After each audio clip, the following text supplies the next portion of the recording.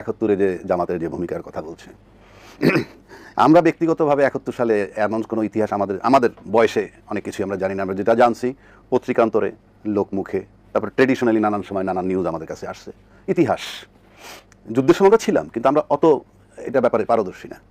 জামাত বরাবরই ওই সময় থেকে অভিযুক্ত, এবং বাংলাদেশের রাজনীতিতে সবাই যেভাবে ঘৃণা করে, তাতে সবচেয়ে ঘৃণিত দলই হচ্ছে জামাত।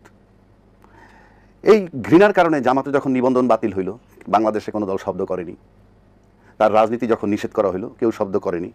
শেষ সময় এসে যখনই হোক শব্দ করেনি। আজকে যেমন শব্দ করতেছে, শব্দ করেনি। আমি কিন্তু কারো পক্ষপাতিত্ব করছি, আমি জাস্ট আলোচনা করতেছি, করেনি।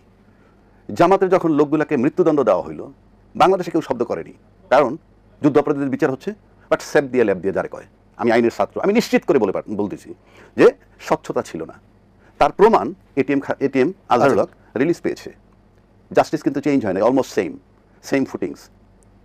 কোথায় এদের চিৎকার কেউ করেনি যে তাকে খালার দেওয়া হইলো কেন? সে তো স্বাধীনতা বিরোধী শক্তি। কতগুলি লোকের যখন জেল দিছে, স্বচ্ছতা ছিল না, ফাঁসি দিয়েছে। আমার কিন্তু কিছু আসে যায় না, কিন্তু আমি স্বচ্ছতার প্রশ্নে, দায়িত্বশীলতার প্রশ্নে তারা যেভাবে বিরোধিতা করছে সেই জন্য বলছি। কেউ কেউ বলে জামাত ইসলাম ক্ষমা চায় না কেন? ক্ষমা চাবে কেন? বিচার করেন।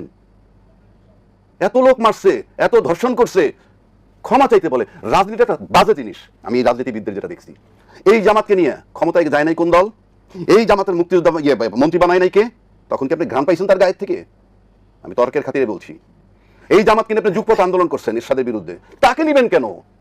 সব নিতে পারেন, আপনি জামাতকে নিবেন কেন? আমি তর্কের খাতিরে বলছি। কোন রাজনৈতিক দলের কোনো আদর্শ নাই। আপনি জামাত সরকার যদি নির্বাহী আদেশে নিষিদ্ধ করে, তার ধরন আরেক রকম।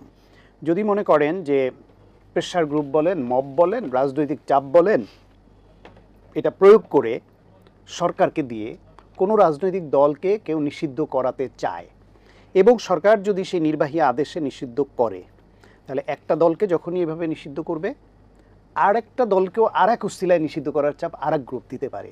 সব সময়ের ফের মনে করেন, আমি খুব সহজভাবে বলি যে গণ অভ্যুত্থানের সময় গণহত্যায় যারা জড়িত, ডেফিনেটলি তাদের বিচার হবে।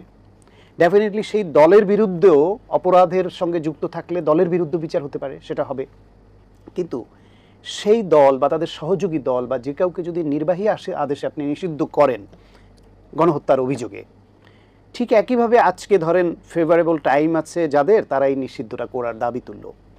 কোনো এক সময় এরা আনফেভারেবল টাইমে পড়লো, তখন এদের জামাত ইসলামের বিরুদ্ধে কোনো একটা পক্ষ, আগে আওয়ামী লীগ যেরকম দাবি তুলতো যে তারা 71-এর গণহত্যায় জড়িত, তাদের নিষিদ্ধ করতে হবে, জামাত ইসলামকে নিষিদ্ধ করতে হবে, দাবি করতে পারে না।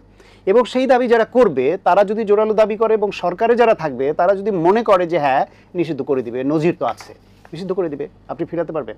জামাতকে তো করা হয়েছিল এর আগে, জামাতকে করা হয়েছিল, সেটা টিকাতে পেরেছে? গণ অভ্যুত্থানের কয়দিন আগে, 2-3 দিন আগে জামাতকে নিষিদ্ধ করেছিল।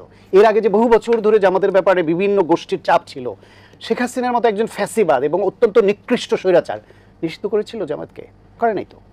জামাতের নিবন্ধন বাতিল হয়েছিল, কিন্তু রাজনৈতিক দল হিসেবে নিষিদ্ধ করে নাই, আদালতে বিচারাধীন ছিল। ঠিক একইভাবে এখন আপনি আওয়ামী লীগের প্রশ্নে, তবু আওয়ামী লীগ যে গণহত্যা চালিয়েছে